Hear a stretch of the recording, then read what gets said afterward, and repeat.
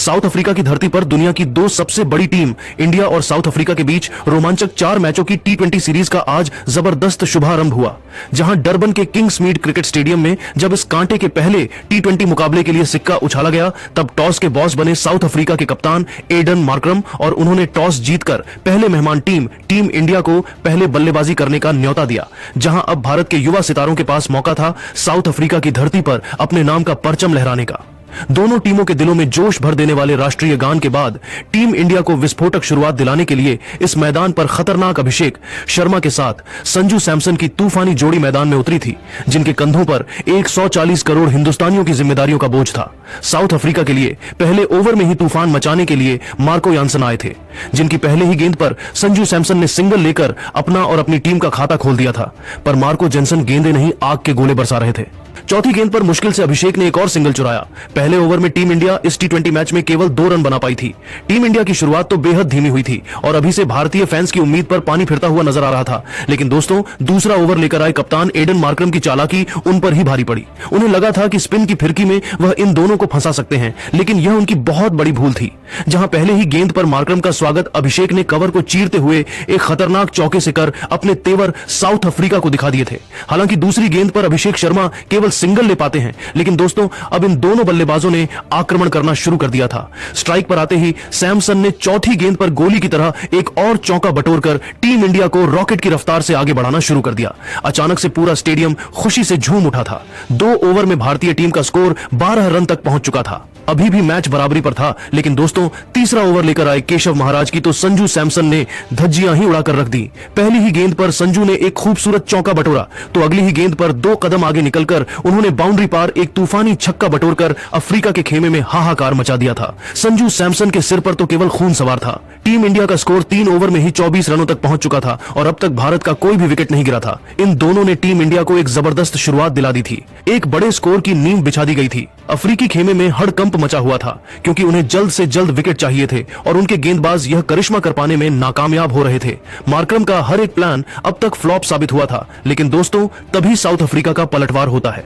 चौथा ओवर लेकर आते हैं अफ्रीका के सबसे बड़े हथियार जेराल्ड कुएजे, और आते ही इस खिलाड़ी ने खतरनाक लग रहे अभिषेक शर्मा को मार्करम के हाथों कैच आउट करवाकर टीम इंडिया को 440 वोल्ट का पहला झटका दिया। जहां अभिषेक शर्मा 8 गेंद पर एक चौके की बदौलत केवल 7 रन बनाकर इस मैच में पवेलियन लौट गए। अब उनके आउट होने के बाद मैदान में गदर मचाने खुद टी20 के नंबर 1 खिलाड़ी कप्तान सूर्य कदम रख चुके थे, जिन्होंने आते ही चौथी गेंद पर ईंट का जवाब पत्थर से देते हुए थप्पड़ की तरह करारा चौका लगाकर अपना खाता खोला था। तो जाते जाते ओवर की अंतिम गेंद पर सूर्य का चमत्कार देखने को मिलता है, जब उन्होंने इस गेंद को स्टेडियम के दूसरे स्टैंड में छक्के के लिए डिपॉजिट किया और भारतीय फैंस के चेहरे पर मुस्कान लाने का काम किया था। जहां 4 ओवर में टीम इंडिया ने 34 रन बना लिए थे। अब तो शुरू हुआ ऐसा तबाही का मंजर जिसकी आंधी में साउथ अफ्रीका की टीम सूखे पत्तों की तरह उड़ती नजर आई। जी हां दोस्तों, 5वां ओवर लेकर आए मार्को जेनसन का स्वागत संजू सैमसन ने एक और जोरदार चौके से किया, तो अगली ही गेंद पर सैमसन ने एक तूफानी छक्का लगाकर अफ्रीकी गेंदबाजों की बोलती बंद कर दी थी। अगली ही गेंद पर सिंगल लेकर उन्होंने सूर्य को स्ट्राइक दे दी और आते ही सूर्य ने एक और चौका बटोरकर 5 ओवर में ही टीम इंडिया को 49 रनों तक पहुंचा डाला।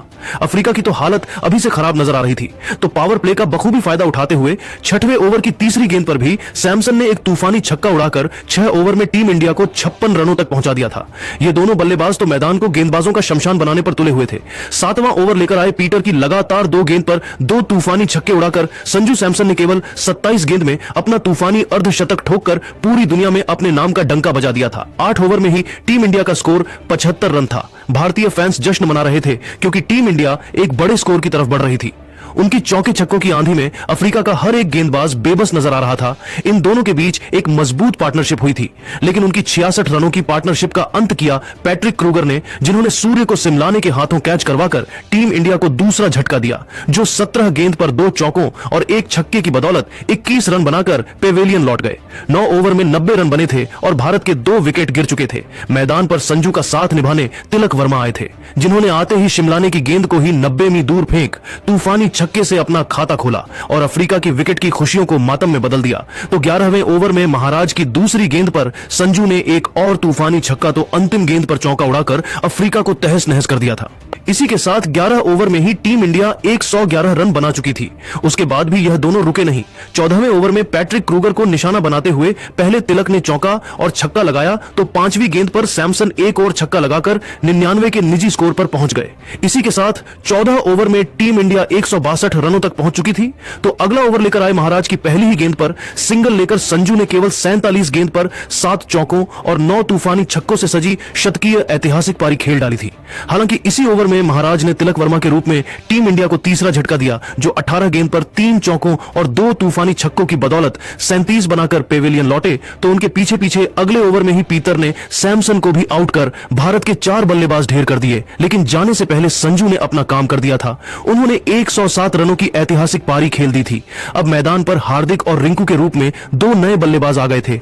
आते ही रिंकू ने भी छक्के से अपना खाता खोला, लेकिन ईंट का जवाब पत्थर से देते हुए कुवैतजे ने हार्दिक को आउट कर आधी टीम इंडिया को समेट दिया था, जो केवल 2 रन बना पाए। तो रिंकू सिंह को भी कुवैत से नहीं पवेलियन का रास्ता दिखाया, जो 10 गेंद पर 2 चौकों की बदौलत 11 रन बनाकर पवेलियन लौट गए। लेकिन दोस्तों, अक्षर का साथ निभाने आए अर्शदीप ने आते ही चौका लगाकर टीम इंडिया को 19 ओवर में 198 रनों तक पहुंचा दिया। पर भारतीय पारी ताश के पत्तों की तरह बिखर गई थी। आखिरी ओवर लेकर आए मार्को जेनसन ने पहली गेंद पर अक्षर पटेल तो अंतिम गेंद पर रवि बिश्नोई को पवेलियन भेजकर 20 ओवर में टीम इंडिया को 202 रनों पर रोक दिया था, जहां भारत के 8 विकेट गिरे थे। अर्शदीप 5 रन बनाकर नाबाद थे। अफ्रीका के लिए सबसे अधिक जेराल्ड कुवैतजे ने 3 सफलताएं हासिल की।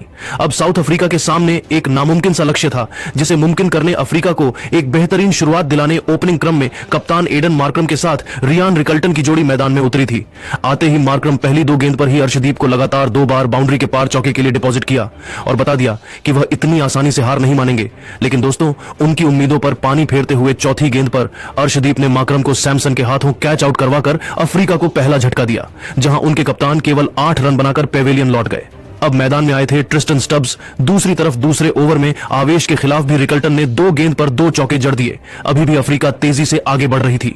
2 ओवर में साउथ अफ्रीका का स्कोर 19 रन हो गया था। तो तीसरा ओवर लेकर आए अर्शदीप की 5वीं गेंद पर स्टब्स ने एक और जोरदार छक्का लगाकर भारतीय फैंस और खिलाड़ियों के चेहरे से मुस्कान छीनने का काम किया था, क्योंकि मैच अभी बराबरी पर था।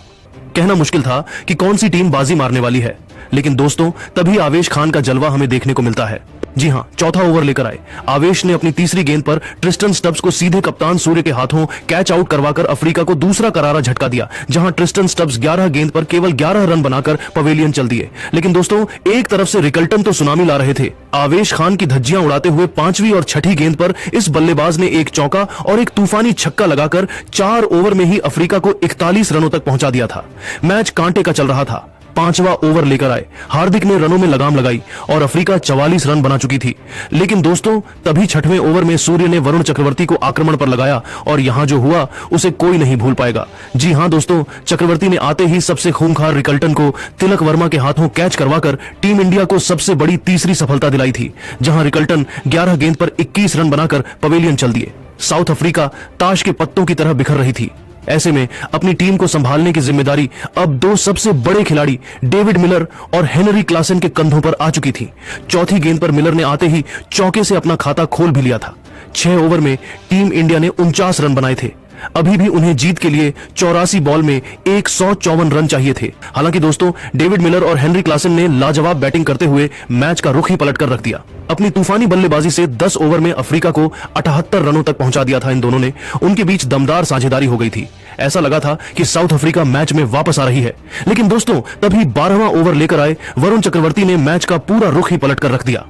जी हां, 12वें ओवर की दूसरी ही गेंद पर क्लासेन ने चक्रवर्ती का स्वागत तूफानी छक्के से तो किया, लेकिन अगली ही गेंद पर क्लासेन को उनकी औकात दिखाते हुए चक्रवर्ती ने उन्हें अक्षर पटेल के हाथों कैच आउट करवाया और हुए पहले ही गेंद पर पैट्रिक क्रूगर का शिकार किया। तो 5वीं गेंद पर सिमलाने को पवेलियन भेजकर अफ्रीका के बैटिंग क्रम को पूरी तरीके से नेस्तनाबूद कर दिया था, जहां केवल 93 के स्कोर पर ही अफ्रीका के 7 बल्लेबाज ढेर हो गए और देखते ही देखते टीम इंडिया न केवल यह पहला T20 मैच जीता, बल्कि भारतीय गेंदबाजों ने एक बड़े अंतर से टीम इंडिया को जीत दिलाई, जिसका क्रेडिट यदि संजू सैमसन को भी दिया जाए तो गलत नहीं होगा, क्योंकि संजू के तूफानी शतक के दम पर ही टीम इंडिया यह पहला टी20 मैच जीत पाई है और अफ्रीका को उनके घर में ही घुसकर उनकी औकात दिखा दी। ऐसे में Sanju man of the match के हकदार तो बनते ही थे। लेकिन दोस्तों, अब आपको क्या लगता है कि टीम इंडिया साउथ अफ्रीका को साउथ अफ्रीका में क्लीन शिप कर पाएगी या फिर